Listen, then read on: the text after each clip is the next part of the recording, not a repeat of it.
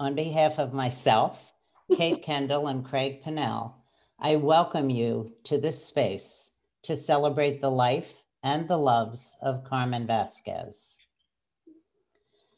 If you knew Carmen, then the odds are very good that you knew Carly. Carly and Carmen were together as a couple for 8 years.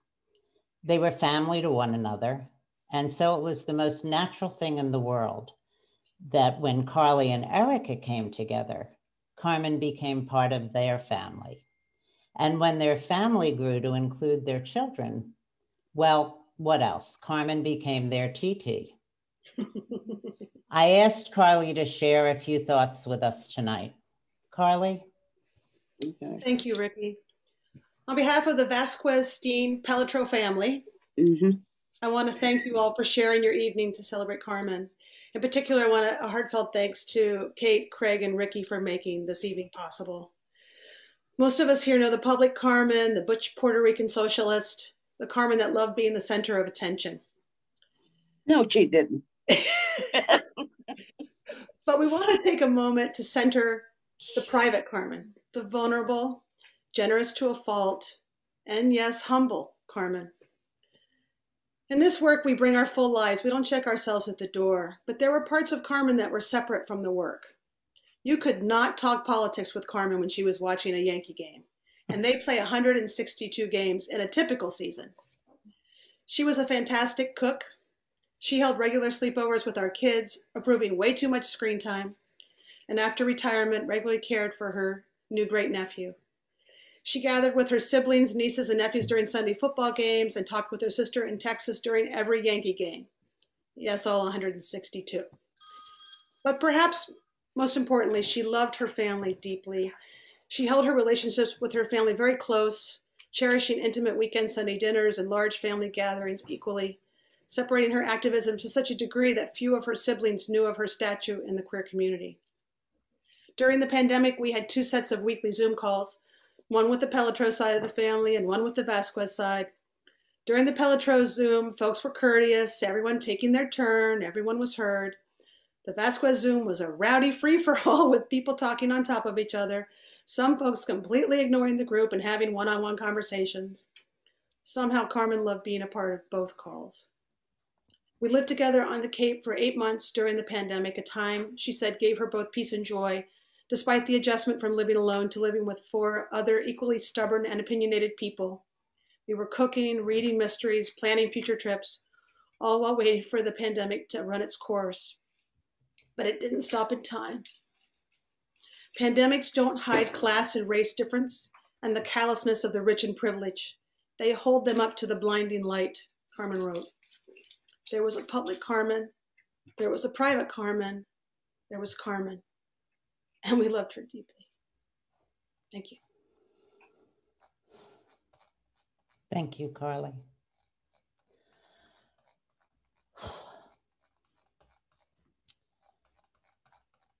Oh, thank you.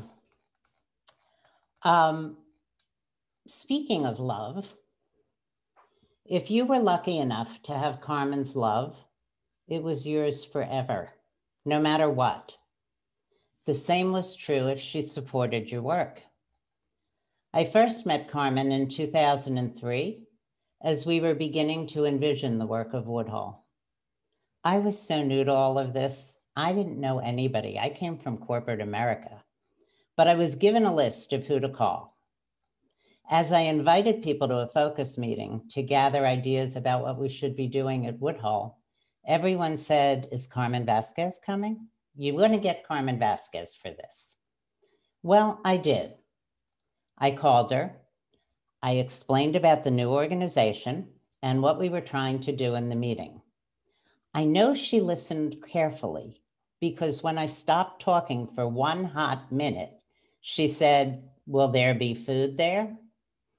I know, right? I got the first of many lessons from Carmen on that call. She explained that if you were having an end of the day meeting in New York City, you must have food. We had food. Fast forward to the meeting itself. I'm watching Carmen. I want to see what's so wonderful about her. And She's okay. I mean, she's talking, everybody's talking. One of the things we were discussing was how we could use the human rights framework to advance LGBT equality. Carmen sat through the whole conversation, just listening. The clock was ticking. We were about to wind down when Carmen raised her hand.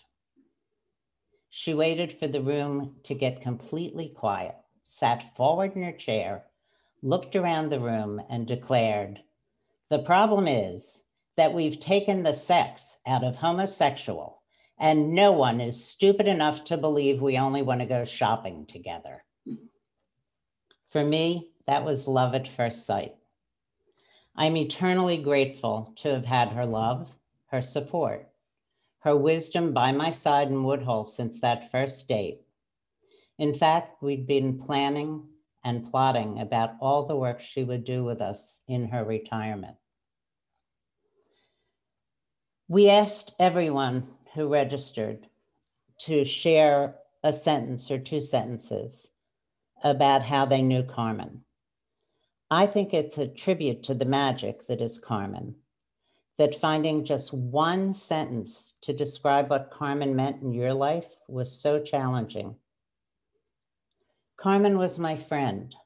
Carmen was my mentor. Carmen was my co-conspirator. Carmen was my inspiration. Carmen was my, when I grow up, I want to be like her person. She was brilliant. She was articulate. She was inspiring. We all shared that brilliant living light of Carmen for so many years. And now, as she rests in power, we send that brilliant light out into the universe through our work, continuing her vision for Woodhull and for continuing to do whatever it takes, just as she always did, to strive every single day for a world of equity, freedom, and justice. Now I'd like to introduce you to Kate Kendall, who probably needs no introduction at all. Kate and Carmen first met in 1993, which was before Kate started at the National Center for Lesbian Rights. Kate counts Carmen among her closest mentors and friends. They shared innumerable laughs, late night conversation, meals, and of course, drinks. Kate? Thank you, Ricky. And it's so great to see everyone. It does feel like a bit of a reunion, even under such sad and tragic circumstances. Since I've been a part of this planning, as I noted earlier, Carmen has been so in my mind and in my head and in my subconscious. I've had dreams of her almost every night. And early this morning around 4 a.m., not sleeping, which I think is a common thing that many of us are experiencing over the course of the last year. It came into my head, the line from James Taylor's song, Fire and Rain. I always thought that I'd see you again. Last time I saw Carmen was at the Woodhull conference in July of 2019. Nadine and I were there being honored. Martina met Carmen for the very first time, and we had drinks and spent the weekend, you know, every moment we had that we could pull Carmen away from activities, spending time with her. And I took that for granted because I always thought that I would see her again. That is not to be now, but we can hold her close, and boy, have I been holding her close and feeling her presence.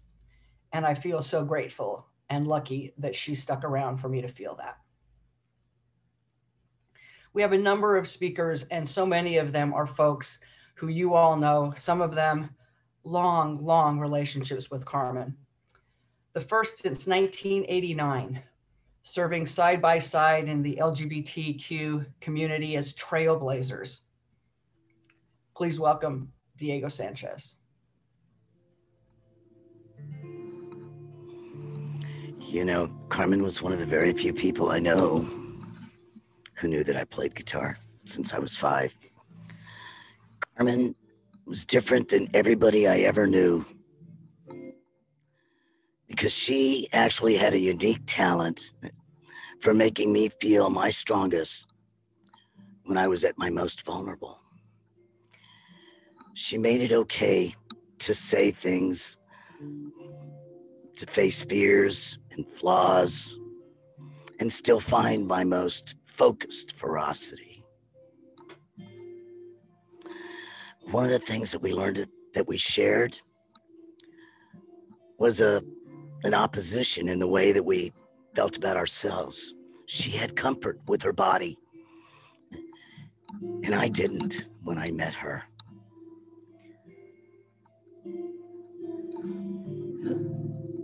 Carmen also taught me that that would be okay. But we shared something from childhood, and that was a fascination with the moon. If you read her papers, you'll learn that she thought that every time someone traveled, they were going by the moon. Airplanes went to the moon. Decades ago, I played for her this song that I'm only going to speak and not sing, but it's called The Light of the Moon. And we realized that we had that fascination from childhood. And I think it's a fitting way to say goodbye for the moment, in the presence of friends and family. You and I are like water from the sea.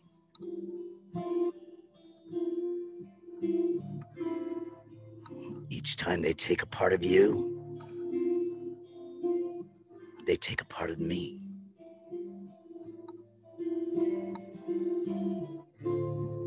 But together, we add richness to this land.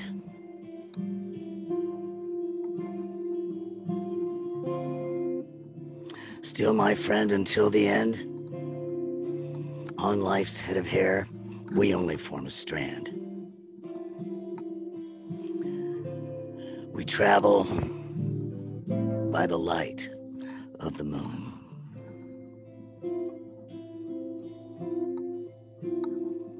We travel by the light of the moon.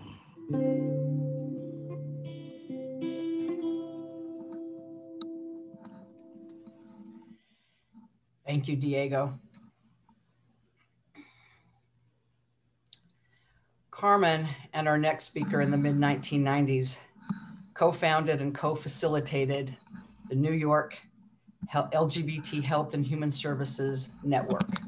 She was at the center at the time, the LGBT New York Center, and he running the New York State Pride agenda. What I most remember about the association with Carmen and Tim was when they engaged in a back and forth conversation at a Creating Change conference at least 12 or 13 years ago on race. It was one of the most profound experiences of my career, listening to each of them, her as a Puerto Rican butch lesbian and Tim as a white gay man, really leaning into that nuanced, difficult, in our core conversation and how we needed to do better. Tim Sweeney. Thanks, Kate. You know, when I think about the work, when I first met Carmen on the Health and Human Services Network, it just so reflects Carmen's creativity and innovation. You know, at that time, it was a novel idea of public funding for an array of health, human services, and social services, specifically targeting our LGBT people and community. And Carmen was really at the center of developing all that with our colleagues at the LGBT Community Center and the Pride Agenda. And the whole concept of this Health and Human Services Network so reflected Carmen's vision for social, racial, and economic justice, her deep commitment to community-informed and designed programs from all across the state, her brilliant understanding of developing community capacity to partner with state government and control public funding. And it really reflected her belief that no one was beyond our reach politically. So whether it was a Republican governor or a conservative upstate assembly member, they were turned into supporters. And we did that by sharing our challenges and how we would overcome those challenges. And we changed hearts and minds in the everyday lives of LGBTQ people and families. It was really Carmen in one of the most beautiful examples of activism from the ground up. When I think about Carmen, I think so much that attracted me about her was that she was an optimist. She really believed in our ability to shape our destiny. At the same time, we keep true to our values. Carmen challenged me and she changed me, particularly when we did the plenary that Kate mentioned at Creating Change, which was inspired by The Fire Next Time and James Baldwin. We worked hard to take the painful lessons of what was then the first wave of the HIV epidemic and examine all the race and class implications. And that colloquy remains very important to me to this day. The other thing when I think about Carmen is I just think she was one of the most authentic leaders I have ever worked with. Comfortable in who she was and so much fun to work with. I remember many a meeting with legislators where she charmed her way through a very frosty reception by wearing a very stylish tie and suit and disarming a skeptical official. She was very direct in her asks, clear about her values, and especially systemic racism and classism and xenophobia. She so believed in movements with her generosity, and she lived her life in service to movements.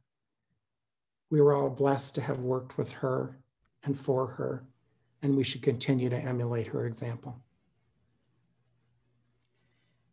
Thank you, Tim. If you have a friendship that reaches into a fourth decade, you know you've got something pretty special.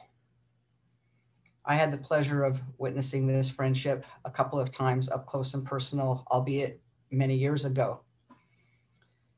Carlita and Carmen became friends when Carmen moved to San Francisco by way of New York City. And that friendship, really familia, has endured for 42 years. Carlita Martinez.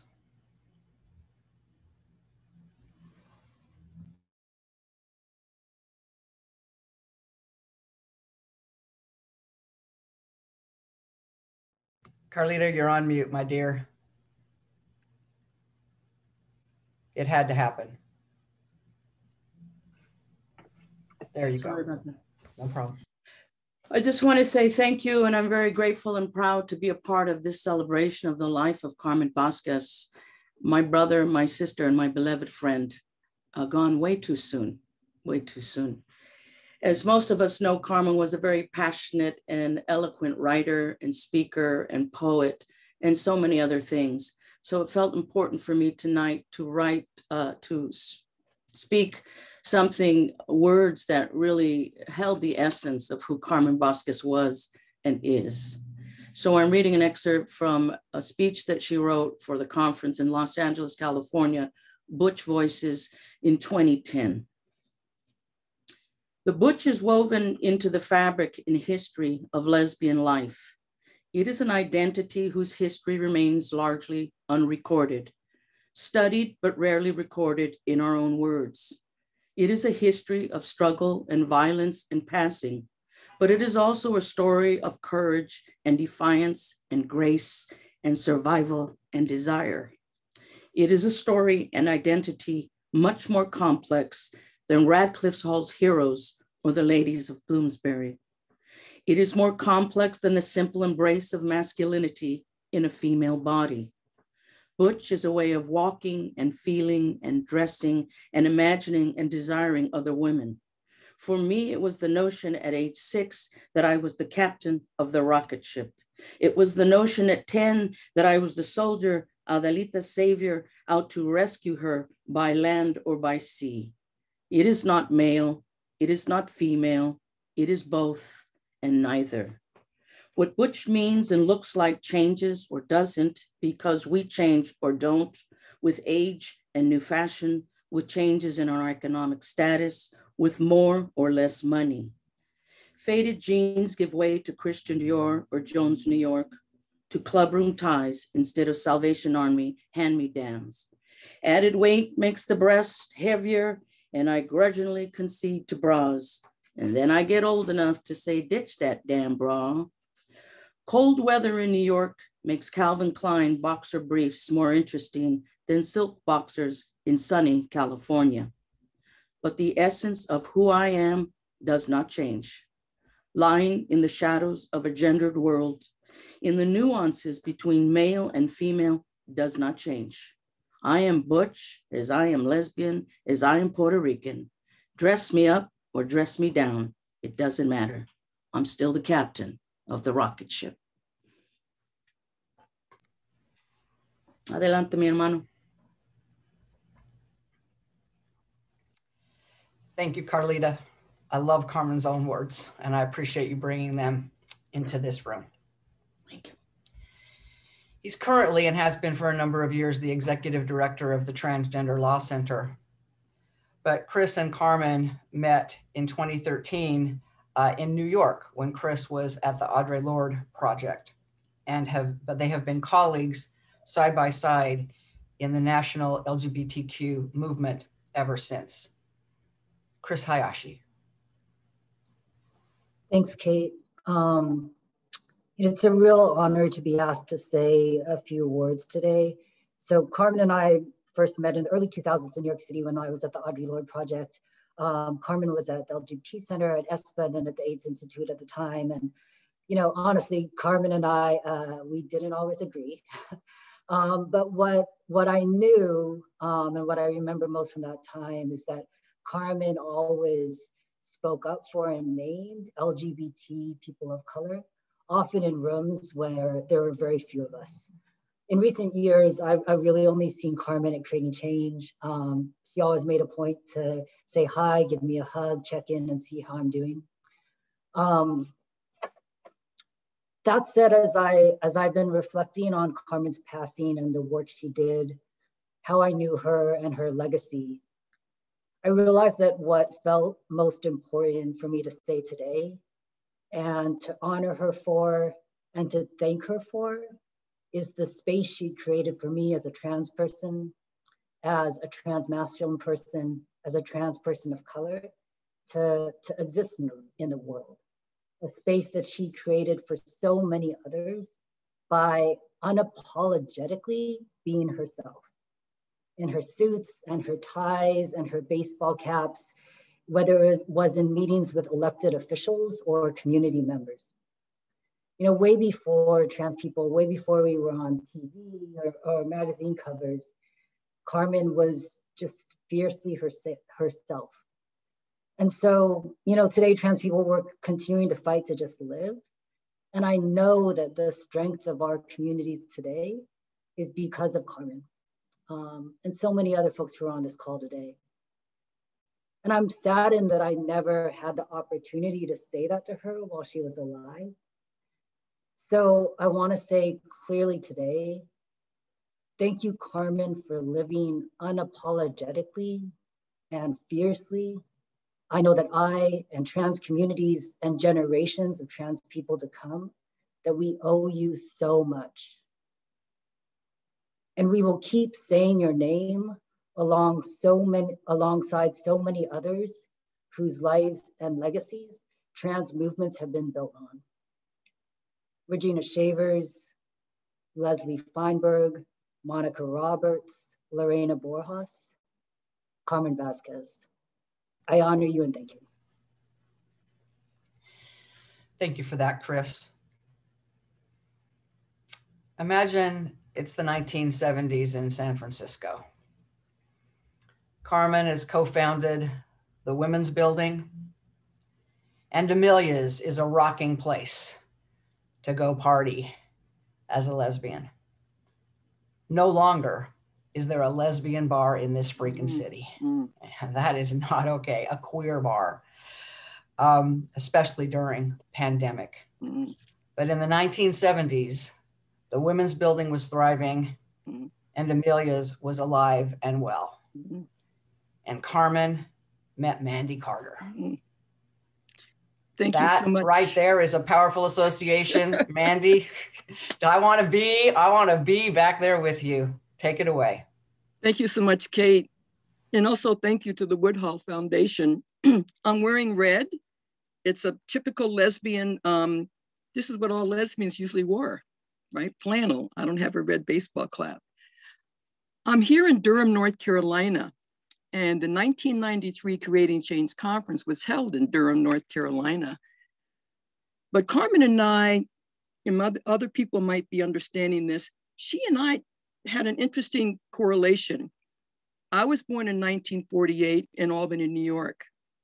She was born in 1949 in Puerto Rico, but ended up in New York City. We ended up in San Francisco at the same time. And like I said, the San Francisco Women's Building, she was the founding director.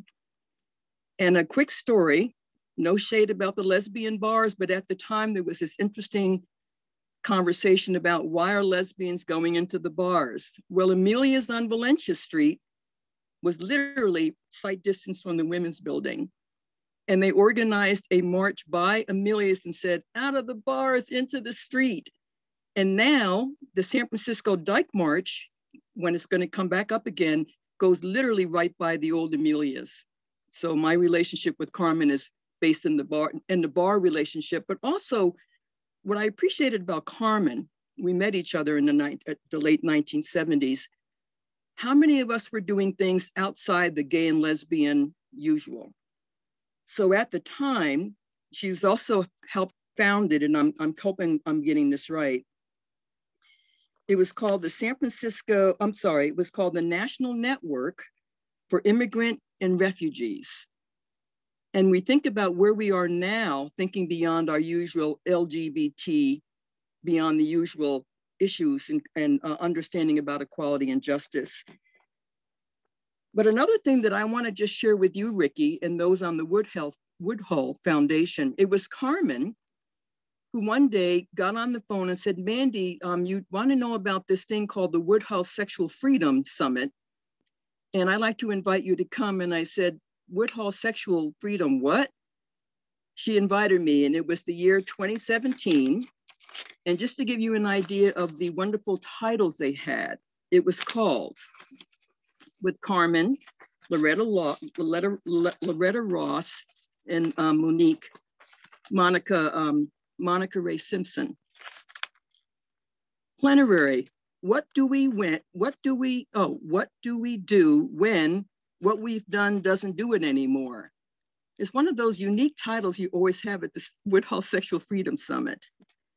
But I want to just end with just a quote from Carmen. I can't think of a better way to honor her, however she self-defines. NBC News, interestingly enough, really captured about who Carmen was. And I love how they started the title. It was called Carmen Vasquez, the Puerto Rican Justice Pioneer. And I'll end up with this quote of Carmen. She got the SAGE Award, if anyone's on here from SAGE. In her acceptance speech, this is what Carmen said for her hopes for future activists. Well, today, or this moment, is about me. Change is never about one person alone, she said. There were countless others who paved the way for my activism, and countless others who will follow me and build the bridge to the future. Equality is not enough.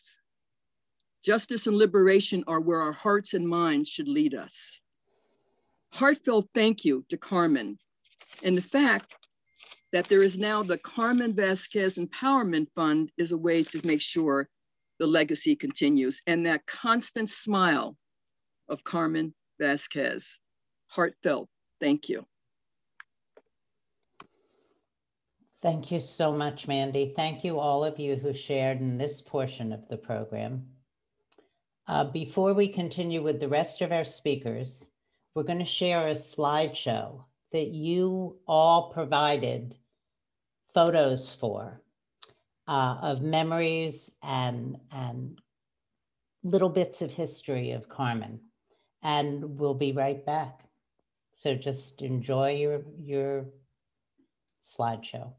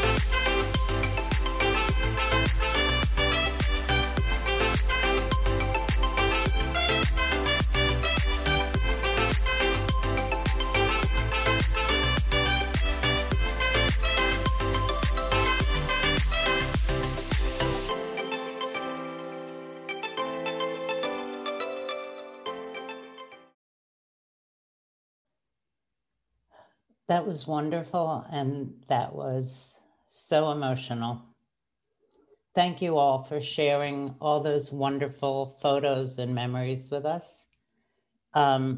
Just so you know, the recording from tonight and the camera roll will be sent to Smith College to be preserved in the Carmen Vázquez archives. So I want to introduce you to Craig Pannell. I'm sure many of you know him. Craig and Carmen initially met through their LGBT community organizing work. Through that work, they developed an immeasurable bond. Eventually, the universe, as it tends to do, brought them to work together at the New York State Department of Health, and the rest, as they say, was history. Craig? Thank you, Ricky, and thank you all for participating in this evening. Yes, I'm Craig Pannell. As Carmen would call me, she would always say, number one. I was her number one. And to me, she was always my poppy. Working with Carmen was a dichotomy. It was a joy, a pleasure. It was trying. It was spirited, passionate. But all of those things helped me grow. She saw things in people that they didn't necessarily see themselves. She had a way of bringing those elements out in folks. She also made it okay, or made you a safe space for people to bring their authentic selves into the room. There was nothing that I could not share with Carmen. There was nothing that we did not speak about.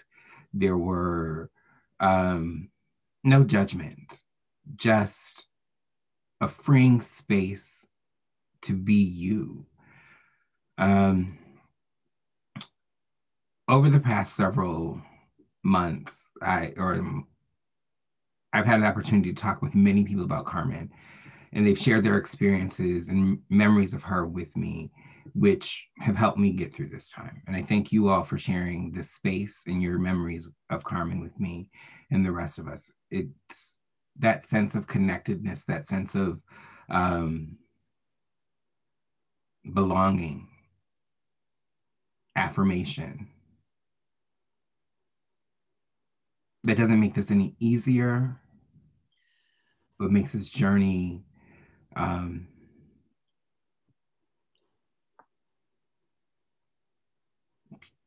just makes this journey what it is. I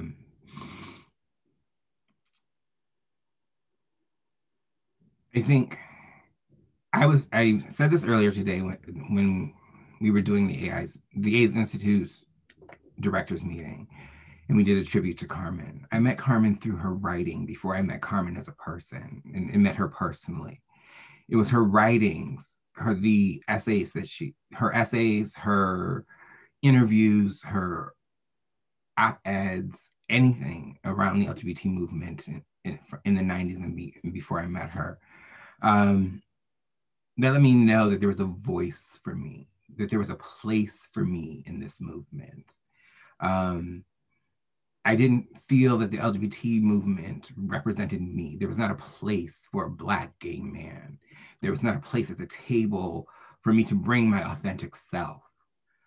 But through her writings, her advocacy, and the things that I saw that she had done and been involved in from a distance, let me know that there was an ally, that there was somebody fighting and speaking the things to truth, in sitting at the tables and talking to people and fighting for the things that I did not yet have voice to give.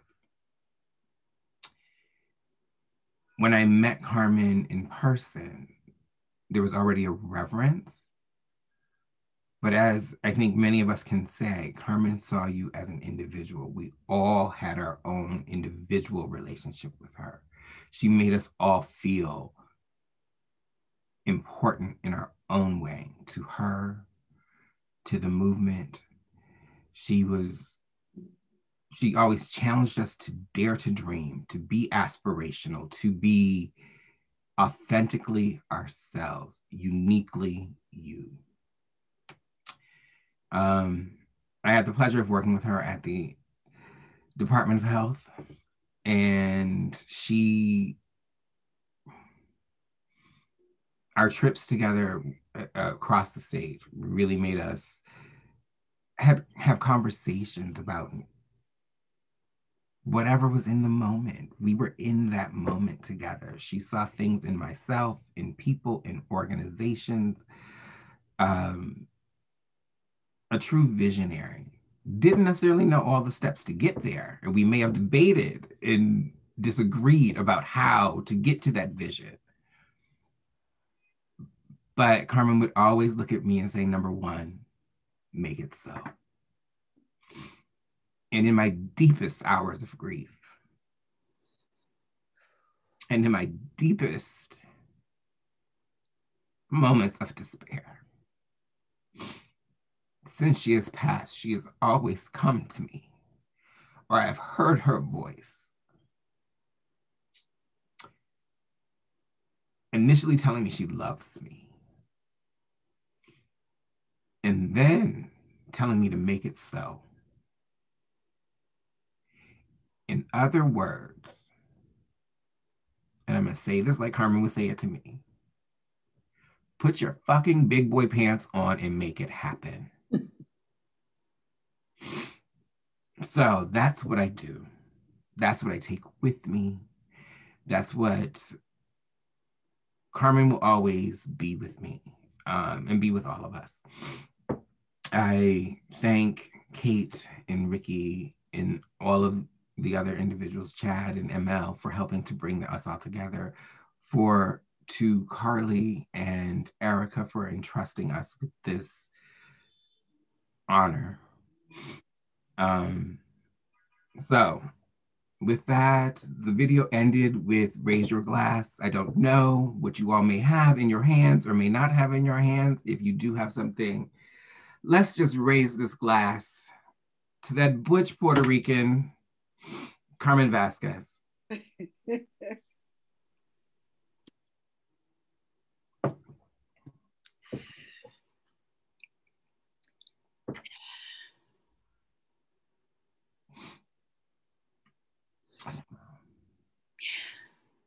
Thank you all for indulging me. It's great to be here amongst new and old friends and folks that I have not seen in quite some time. At this moment, I would like to introduce, if I can find my notes between the tears. At this time, I would like to introduce Marcy Gallo. Marcy and Carmen were partners until 1996. And until Carmen's passing, they were then writing partners. Marcy, thank you for being here. Craig, I can't tell you how perfect your words were. Thank you. And thanks to everybody who had a hand in making this happen. It's very good to see so many old friends and to be here despite the circumstances, which are very sad. As Craig mentioned, Carmen and I have covered a lot of ground together. We been in one another's lives since 1984, when as members of the Somos Hermanas women's delegation, she danced me into the jungle and swept me off my feet. We were partners in life and activism until 1996. And despite some of you may remember this, drama-filled and difficult breakup, we made a commitment to reconcile, to recommit to one another, and to stay very close friends. She was embraced by my Italian-American crazy family, and I was embraced by her loca Puerto Rican one, and we were the richer for it. Our shared commitments to family and activism connected us always. At the time of her death, as Craig mentioned, we were writing a joint memoir of the early HIV/AIDS years in San Francisco and contrasting them to the current COVID-19 pandemic. We also organized a panel, a webinar as part of the Woodhull Sexual Freedom Summit last year that featured Craig, Sarah Schulman, Michael Bronsky, and Kenyon Farrow, and was very well received, and something I'm so delighted that we had the chance to do. So thank you, Woodhull, for that. But today I want to read just a couple of passages that Carmen wrote at different points over the last year as we were engaged in this joint process. March 24. I think of our outrage at the weeks that went by without word from our government about the threat of the coronavirus and the bungled rollout of testing we have endured. I remember the 4 years it took for the Reagan administration to begin funding AIDS prevention and treatment after thousands had died. April 8th. During the AIDS epidemic, the LGBT community and its allies came together to nurture those in need, to fight for prevention and treatment in a massive mobilization, to mourn together. COVID-19 sends us flying from each other and into isolation. When this is over, it will be garbage collectors, bus and train drivers, police and firefighters, grocery store workers, utility workers, and our frontline healthcare workers who will count most prominently among the dead. The vast majority of them will be old, people of color, and poor. I have a fantasy of all sex workers and all the homeless and all the people living with HIV and all their families and friends linking arms around the White House, wearing masks and gloves and red coronavirus hats, shouting, "Shame to the naked emperor. Shame, shame, shame." Carmencita presente. Thank you.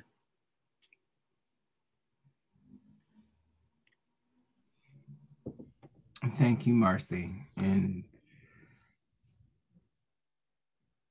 I look forward to the work that you and Carmen have done together if it ever comes out. And if you would like to share, that'd be a beautiful, beautiful thing. Thank you. Right now, I'd like to introduce Roma Guy.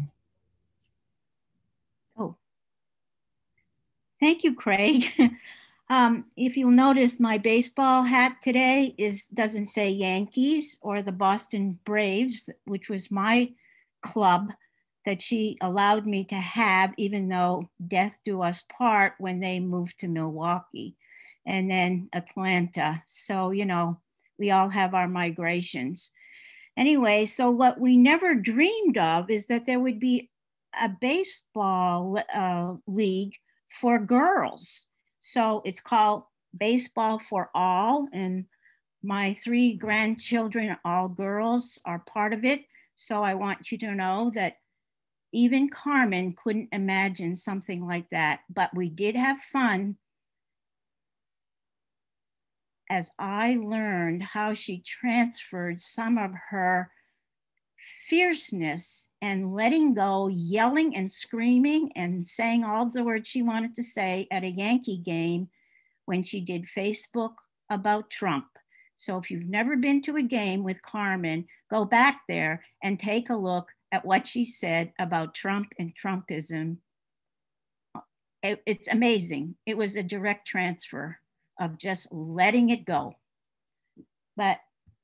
And so I just want to share in the little time that I have and this precious time that I got to spend with you about one of my soulful friends, Carmen Vázquez, at the Women's Building in San Francisco, where she first came in 1980 to apply for a Spanish teaching position. And then when she taught maybe 2 or 3 lessons, we all knew that she had come to test us. And now she was going to be one of our leaders. And that was that. And she was. So as some of you have already said about the Women's Building, but I want to share, and I'm willing to send this copy to Woodhull because it was printed, you know, before we could do all this stuff that we send along the way. She wrote a speech in 1992 for International Women's Day called The Poisons of War. And she talks about this period in her life when she came to the Women's Building. And I just want to share that personal experience that she talks about in this place called the Women's Building. At the time in my life, 1980, I was at the tail end of a 4-year period during which I left New York and struggled to come to terms with myself as a Puerto Rican dyke. I was terrified of losing my family or my mind or both. I was also in the first year of my 4-year tenure as staff of the Women's Building. The year was 1980, and a year made infamous in the history of this place by an arson fire lit by a woman, a bombing by, we think, the FBI against anyone who was involved with reproductive rights and abortion, a month of long bomb threats, which the ACLU helped us out, and an audit by the IRS. Never mind that we had bought this building when our rent was $200 a month at the old women's centers, and now the mortgage was $3,000 a month. So we really had to learn a lot about women and contradictions and leadership. And where Carmen really played an essential way is like in the chat that I mentioned, that she helped us understand that women's liberation was about our personal freedom. But if you were really gonna be invested in liberation, which is what we had to do, there had to be a human rights agenda, whether you called yourself a socialist or something else. And it had to be the liberation of all peoples everywhere. Otherwise, our pain, our recovery, and our families will never be able to really enjoy the true love that we all have to share. Thank you, Roma. We appreciate you reading from Carmen's excerpts and sharing your memories. Carmen always spoke fondly of the Women's Building and was slightly upset that they misspelled her name on the building originally. Yes, that's true. They made a lot of it. That was just one mistake, my friend Craig. I know. Thank you for sharing. I appreciate it.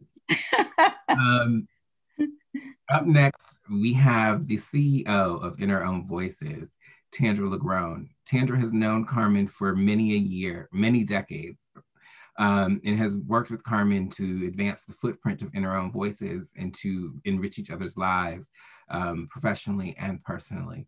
And with that, I bring to you Tandra LaGrone. Thank you. Thank you so much, Craig. I just want to be blunt and clear.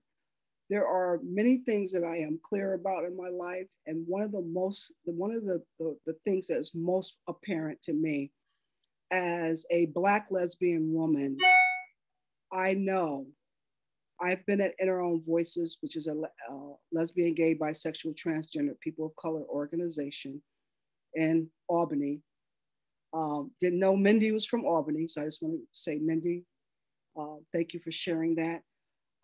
However, I am clear that I celebrated last week 16 years at In Our Own Voices at the helm, and had the privilege of doing so. And I am clear that I would not have gotten through any part of that tenure without Carmen's support. So I want to be very clear about that. As folks have mentioned in the theme of racial justice and what Carmen put in the years of support around BIPOC leadership, I'm a clear example of what it means to be able to stand on the shoulders of a giant. Carmen, I just have to share this story of Carmen. Craig talked about being in despair. I called Carmen in one of those late night despair moments and expressed to Carmen the difficulties that I was having in managing and navigating this gay world. And a lot of you are on this call that are on this know what it's like for to be a person of color and to navigate all of these systems. Carmen was very clear she was very clear and blunt. Dry your tears, put your saddle on, and go mount these gay boys. And I said, shocked, I'd never heard Carmen speak like that. I was like, what? She was like, what are you talking about? In Our Own Voices sits in a position to be able to do great things. And one of the things, Tandra, that you have been doing is knocking doors down. You have to figure out a way, as I've heard other people, is to build relationships. And I have worked for the past almost 10 years, what that meant for me and the organization of In Our Own Voices, how to build relationships. And as someone mentioned, that Carmen can go with a Republican, it didn't matter. It was about relationships. And we had a crew, Jonathan Lang, Craig, and a few others that are on this call, that had the privilege of being able to take that knowledge of Carmen and be able to move forward with it and what it meant. And in the words of Carmen, that rings loud for me is, equality is the floor and justice is the ceiling. And because of that, I would like to let everyone know that In Our Own Voices, and I've worked behind the scenes, someone said, well, what a way to take your grief and turn it into something in honor of Carmen. I would like to say that we have created a program, a project. It is called the Carmen Vázquez Liberation and Justice Fund. And as of yesterday, we have $55,000 to be able to give out to community. It's boots on the ground for those who are mobilizing Black Lives Matter and our LGBT, TGNC community to be able to find healing justice, give them a moment to rest. One of the things that I wish Carmen had was a lot of moments to rest. And it gives me joy that I had the privilege of having an hour-long conversation with Carly, that Carmen and I, we called each other, and then she was on the beach with her family. And I appreciate Carmen and the Vasquez family, but I hope I'm not being too forward to say that everybody that is a part of this celebration of Carmen's life, that we are family too, because we're all connected. And if you would like more information on the Carmen Vázquez Liberation Justice Fund, reach out to me and I'll give you that information. And it supports, like I said, boots on the ground, and allow folks to be able to rest and to do this work because it's so important. Lastly, it's amazing that you were able to coordinate all of that so quickly. Thank you. I just want to, so Craig told me before this all started, if I see his face and he comes on, I had 30 seconds. So and you're beyond your 30 seconds, girl. I am so sorry. I'm so sorry. For at least a minute and a half, so let's go. Right. We got a program. We got a program, sister. No. Thank you. You're welcome. Put it in the chat. Put information in the chat, darling. Thank you so much. Love you. Mean it. Love you. So with that, thank you, Tandra, so much. On deck right now, or not on deck, but right now is Chris Cormier. He was hired by Carmen at the Empire State Pride Agenda and has maintained a long-lasting relationship and friendship with her. And with that, I bring you Chris. Thank you, Craig. I'm honored to be included and grateful for the organizer of this memorial to Carmen. 15 years ago, she taught me a lesson that I still use today. She said, when you get up to a podium or a microphone or Zoom, say how you're feeling. It humanizes you and people will be more inclined to hear what you have to say after that. So right now I'm feeling overwhelmed and peaceful at the same time. Carmen taught me so much. As Kendra just said, equality is the floor, justice is the ceiling, the goal. Single malt is versatile. It's a way to celebrate a win or mourn a loss. When someone tells you you're too good for them, believe them. We won't truly win LGBTQ equality and justice unless we have economic justice and racial justice and sexual freedom. It's all linked. Can a well-placed swear word emphasize your point? Abso-fucking-lutely. We've all had these moments with Carmen, and I'd like to take 10 seconds of my time so we can each think about Carmen and what she taught us. I'll keep time.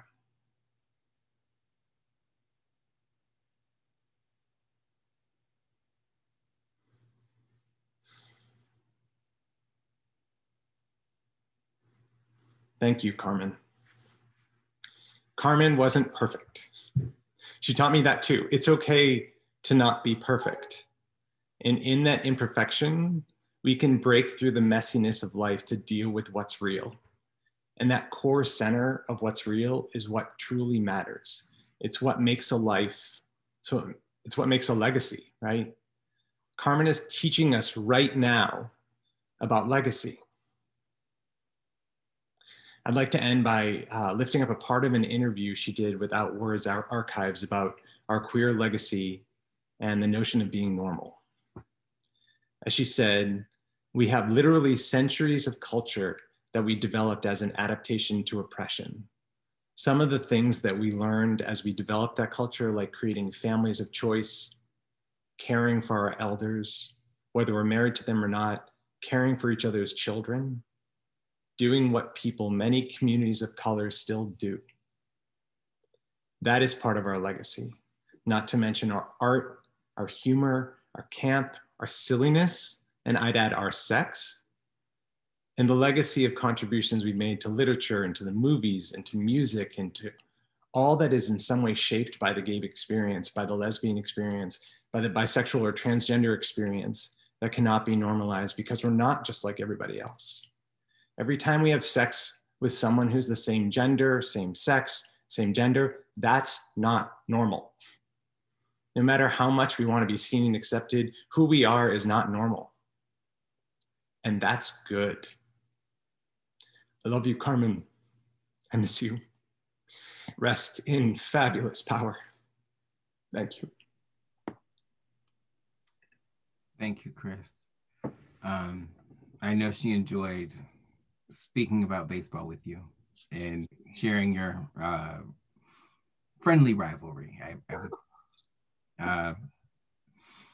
And with that, I can't mention baseball without mentioning Carmen's sister, I believe Ida, who she always, as Carly had mentioned, watched the games with all the time. And I would always tell Carmen when we were traveling, make sure you get on that call. Now I would like to introduce Nadine Smith. Nadine is someone who has known Carmen for longer than she can remember. And I would like to invite to the floor, Nadine. Hi, everybody. When I heard the news, when Ricky called and let me know, I did what I think a lot of people did. You know, I immediately thought about the last time that I was with Carmen. And it was in 2019 at the Woodhull 10th Annual Sexual Freedom Summit. Kate mentioned we'd both gotten awards. And then after the awards, there was a burlesque show that we went to together. And then Carmen secured a really high quality cigar and some top shelf bourbon. And we sat in the evening air and did what we did so many times at Equality Federation events or creating change lobby bars. We talked about politics. We talked about sex. We talked about the politics of sex. And there was one attendee who was conducting sort of a roving workshop on radical consent and bondage. And he came over to us and he asked if we'd like to, give it a go. And to my surprise, Carmen jumped up and said to me, "Tie me up." And so with my coach guiding me, I tied up Carmen Vázquez. And that's not a sentence I ever thought I'd have the opportunity to say. But most of all, I remember drinking very, very good bourbon and laughing. I know that as much as I can pinpoint the very last time I got to hug Carmen, I really struggled to remember the first time. She seems like such a fixed star in my activist universe. And I know that the first time I laid eyes on her, probably in the 90s, that her in her tie and her suit made my young butch heart race, just to get the nod, to get that sort of lesbro nod and that invitation to come have a seat. So we all know Carmen, out loud, proud, visionary, sexual freedom fighter, a fiery force for justice who was passionate about nurturing and learning from new generations of activists and advocates. And while she has worn many hats, she has had a special place in her heart for the liberation work of Woodhull. She was a recipient of the Vicki Sexual Freedom Award and co-chair of the board of directors. She supported Woodhull from its founding, bringing with her a wealth of knowledge, a command of the issues, and a network of advocates dedicated to the advancement of sexual freedom as a fundamental human right. And so Woodhull leaders knew they needed a way to honor her and keep her legacy alive. And in March of this year, they launched the Carmen Vázquez Empowerment Fund to support the work of Woodhull while amplifying young leaders who share her focus on sexual freedom within a racial and economic justice and human rights framework. And to launch this important fund, Woodhull has secured a $10,000 matching gift. And I want to invite anyone who has the inclination, the means, and the urge to make a pledge. I know that if it weren't a pandemic, I would hop a plane and flown to the funeral, gotten a hotel, and bought way too many drinks, toasting Carmen into the wee hours. So instead, I'm going to take what I might have spent to do that and help contribute towards meeting that $10,000 match. And I want to invite anyone who wants to do so to join me. Now, friends have been sharing pictures and memories over the last week. And one of them that came across my screen was an excerpt from Carmen's speech called Wounded Attachment. And for those who remember, it was a speech in 1996 that she did at Creating Change. And it was pretty much a broad critique of the emerging conservatism in the LGBT movement and a passionate call for a progressive agenda. And she spoke out in opposition, not of marriage itself, but as marriage as the focus of the movement work. And she said, you know, we're not targeted for violence and repression and oppression because we want to marry. We're targeted because we have sex for pleasure, not reproduction. Because every time we have sex with someone of our own sex, we forever sever the ties between sex and reproduction. The original sin was not sex, my friends, it was the knowledge of pleasure. And so from that speech, Wounded Attachments, I just thought this was a fitting epitaph. We return in the life of two-spirit people and in the men and women who fought fascism in a military that rejected them and still does, in the life of UPS drivers who press their uniforms every day and come out just a little at a time, in the lives of African Americans who stood up to the dogs and water hoses and gunfire for racial equality, even as their ministers railed against them, against the abomination of homosexuality. We return in the lives of young queers today who demand and deserve a life of joy and dignity. We will return until we are free. And this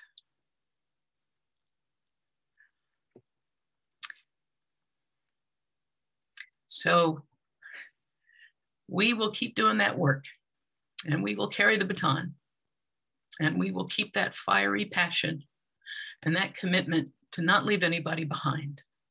To Carmen.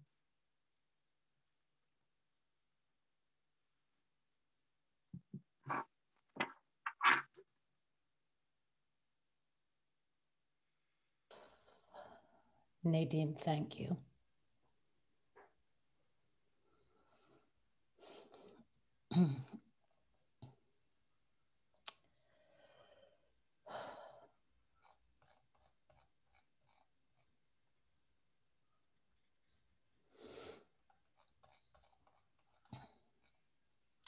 I think that for all of us, it's safe to say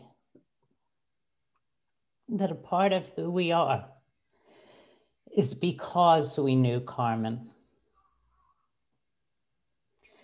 I've always learned from Carmen, and so it's no surprise to me that Carmen continues to teach me things.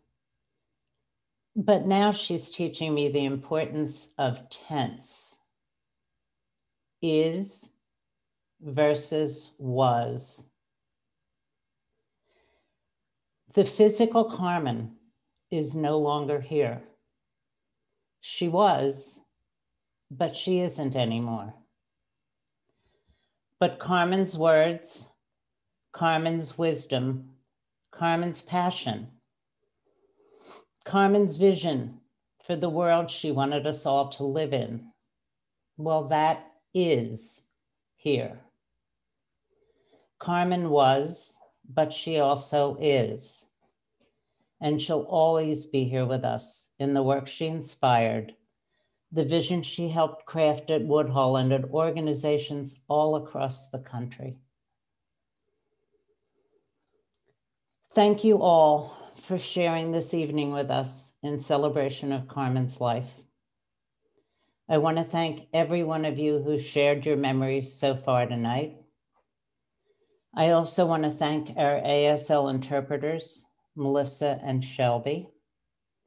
And a very, very special thank you to Chad, ML, Craig, and Kate for working to make this memorable evening happen.